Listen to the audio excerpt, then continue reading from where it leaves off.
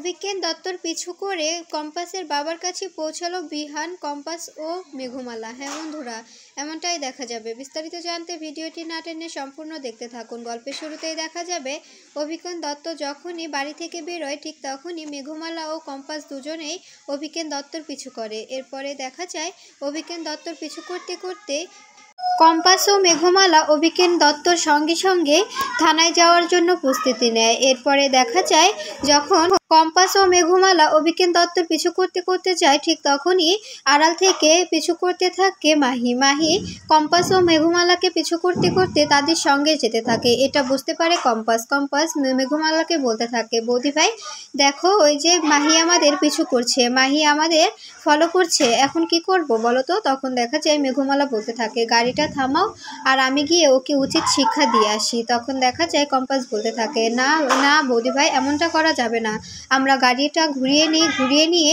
তারপরে আমরা মাহিকে আমাদের পিছু থেকে সরিয়ে তারপরে আমরা আবার নতুন করে অভিজ্ঞান দত্তর পিছু করব। এরপরে দেখা যায় গাড়ির ড্রাইভারকে জোরে চালাতে বলে। এরপরে গাড়িটা জোরে চালিয়ে নিয়ে অন্য একটা গলিতে ঢুকিয়ে দেয় কম্পাস। এরপরে মোনালিসা বলতে থাকে, ওরা কোথায় গেল? ওরা তো আমাদের সামনেই ছিল, তবে ওদের গাড়িটা কোথায় গেল এখন পাচ্ছি না কেন?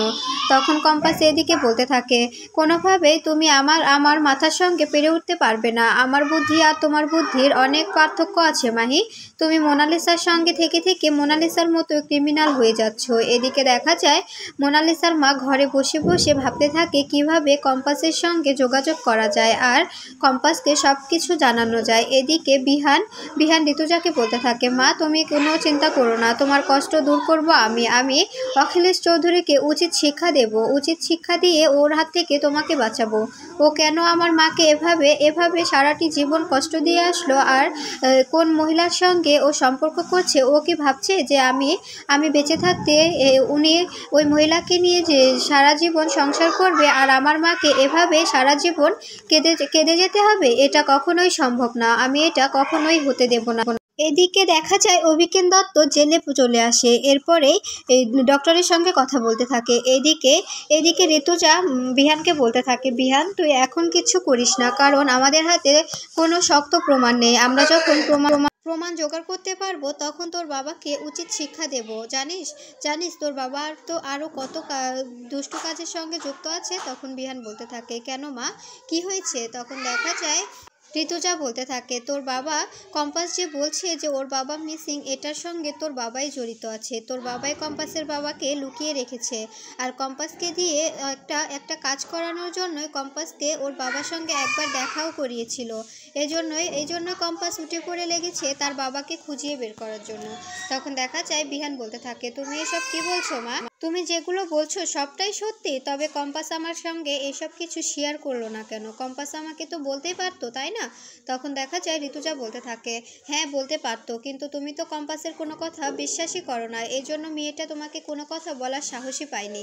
তখন দেখা যায় বিহান বলতে থাকে, মা আমি তো চাই যে ও সব কিছু আমার সঙ্গে শেয়ার করুক, কিন্তু ও আমার সঙ্গে কেন ফ্রি হতে পারে না? এদিকে দেখা যায় অভিজ্ঞান দত্ত পুলিশের সঙ্গে কথা বলতে থাকে আর বলতে থাকে, যেভাবেই হোক ওনাকে সুস্থ করে তুলতে হবে। সঙ্গে থাকে মোনালিসা। এরপরে এদিকে দেখা যায় মোনার মা চিৎকার করতে থাকে আর বলতে থাকে, প্লিজ আমাকে এখান থেকে বের করো বাবা, আমাকে বের করুন, আমি এখান থেকে বেরোতে চাই। আর মোনা তুই আমার মেয়ে হয়ে আমার সঙ্গে এমনটা কিভাবে করতে পারলি? এদিকে দেখা যায় অভিজ্ঞান দত্ত ও মোনালিসা দুজনে জেলে এসে কম্পাসের বাবার হয়ে কথা বলতে থাকে। কম্পাসের বাবাকে কিভাবে জেলের মধ্যে ট্রিটমেন্ট করানো যাবে এই বিষয়ে কথা বলতে থাকে। এদিকে মোনালিসা বলতে থাকে, যেভাবেই হোক কম্পাসের বাবাকে বাঁচিয়ে রাখতে হবে, তা না হলে কিন্তু আমাদের কাজটা পুরোই অসম্পূর্ণ থেকে যাবে। এদিকে দেখা যায় ঋতুজা বিহানকে সব কিছু খুলে বলে। তখন বিহান বলতে থাকে, এখন আমি কি করব মা, আমার কি কম্পাসের পাশে দাঁড়ানো উচিত নয়? তখন ঋতুজা বলতে থাকে, অবশ্যই তোর কম্পাসের পাশে দাঁড়ানো উচিত, তুই কম্পাসের পাশে গিয়ে দাঁড়া, তোকে কম্পাসকে সাহায্য করতে হবে। তুই যদি কম্পাসকে সাহায্য করিস তবে মেয়েটা একটু স্বস্তির নিঃশ্বাস ফেলতে পারবে, কারণ একটা মেয়ে চায় তার স্বামী তাকে সব কিছুতে হেল্প করুক। তখন বিহান বলতে থাকে, তো মা এখন কম্পাস কোথায় গেছে আমাকে বলো, আমি ওখানে যাই। তখন দেখা যায় ঋতুজা বলতে থাকে, কম্পাস ও মেঘমালা দুজনে অভিজ্ঞান দত্তর পিছু করে ওর বাবার কাছে পৌঁছাতে চায়, এই জন্য ওরা দুজন অভিজ্ঞান দত্তকে ফলো করছে। তখন দেখা যায় বিহান বলতে থাকে, ব্যাপারটা রিস্কি হয়ে যাবে না? তখন দেখা যায় ঋতুজা বলতে থাকে, রিস্ক তো অবশ্যই আছে, মেয়েটা তো অনেক রিস্কি নিয়ে তারপরেই তো সফল হয়েছে, তাই না? এর সঙ্গে তোর মোনালিসাও যুক্ত আছে, তোর মোনালিসাও এর সঙ্গে জড়িত আছে। জানিস মোনালিসা কতটা খারাপ মেয়ে, কতটা বাজে মেয়ে? তুই ওর বিষয়ে কিছুই জানিস না, মেয়েটা এত বাজে। তখন দেখা যায় বিহান বলতে থাকে, হ্যাঁ মা, আমি জানি যে ও কতটা নিচু, কিন্তু আমি কম্পাসকে জেলাস ফিল করানোর জন্যই এমনটা করেছি, যাতে কম্পাস আমার প্রতি একটু আকৃষ্ট হয়।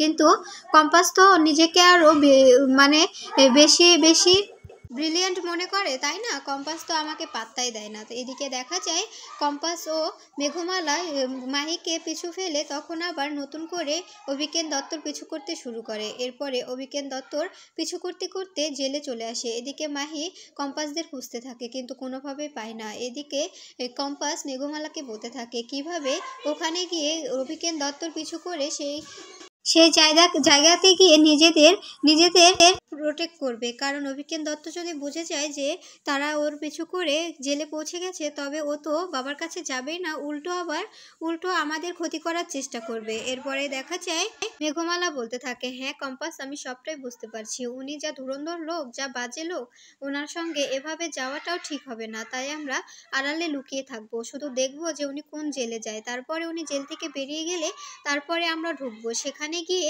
আমরা ওদেরকে ভয় দেখিয়ে তারপরে আমরা ভিতরে গিয়ে তোমার বাবাকে উদ্ধার করব। দরকার হলে আমরা বিহানকে সবটা বলে বিহানের সাহায্য নেব। এরপরে দেখা যায় মোনালিসা মাহিকে ফোন করে বলতে থাকে, মাহি কি খবর, তুমি কোথায়? তখন দেখা যায় মাহি বলতে থাকে, মোনাদি আমি গিয়েছিলাম, কিন্তু হঠাৎ করে ওদের গাড়িটা কোন দিকে যে ঢুকে গেল আর খুঁজে পেলাম না। তখন মোনালিসা বলতে থাকে, তুমি যে কি করো না মাহি, এখন আমি দাদুকে কি জবাব দেব? দাদু তো বলছে যে মাহির থেকে খবর নিতে। তখন মাহি বলতে থাকে, বিশ্বাস করো মোনাদি, আমি অনেক চেষ্টা করেছি কম্পাসদের পিছু করার, কিন্তু শেষ মুহূর্তে ওরা বুঝতে পেরে কোন গলিতে ঢুকে গেল আমি আর খুঁজে পেলাম না, তারপরে আমি অনেক খুঁজেছি। এদিকে দেখা যায় কম্পাস ও মেঘমালা অভিজ্ঞান দত্ত পিছু করতে করতে চলে আসে। এরপরে কম্পাস মেঘমালাকে বলতে থাকে, বৌদি ভাই তুমি এখানেই থাকো, আমরা এখানেই থাকি, অভিজ্ঞান দত্ত চলে গেলে তারপরে আমরা ভিতরে প্রবেশ করব। এরপরে দেখা যায় মেঘমালা বলতে থাকে, কম্পাস কোনো রিস্ক হবে না তো? ভিতরে গেলে ওরা স্বীকার করবে তো তোমার বাবাকে কোথায় রেখেছে? আমরা তো বুঝতেই পারবো না। তখন দেখা যায় কম্পাস বলতে থাকে, আমরা তো জানি যে এই জেলে বাবাকে রাখা হয়েছে, তাই আমরা পুরো জেলটা তন্ন তন্ন করে খুঁজবো। তখন দেখা যায় মেঘমালা বলতে থাকে, তোমার বাবাকে যদি অন্য কোনো কারাগারে রাখা হয়, মানে এখানে কিন্তু গুপ্ত কারাগার, তখন কি হবে? তখন কম্পাস বলতে থাকে, সেটা আমি বুঝে নেব দিদিভাই, তুমি এখন চুপ করে থাকো, কারণ এখন আমাদের সবটা সামলাতে হবে। এরপরে দেখা যায় কম্পাসকে বিহান ফোন করলে কম্পাস ঠিকানা দিয়ে দিলে তখন বিহান সেখানে চলে আসে। এরপরে বিহানকে কম্পাস সবটা খুলে বলে। এরপরে বিহান বলতে থাকে, কম্পাস এখনই আমরা অভিজ্ঞান দত্তকে চেপে ধরলেই তো সবটা বুঝতে পারা যায়, তাই না? তখন কম্পাস বলতে থাকে, না স্যার, এভাবে হবে না, এভাবে যদি আমরা এখন সবটা বলি তবে উনি সতর্ক হয়ে যাবে, উনি আমার বাবার কাছে যাবে না, উল্টো আমাদেরকে বিপদে ফেলার চেষ্টা করবে।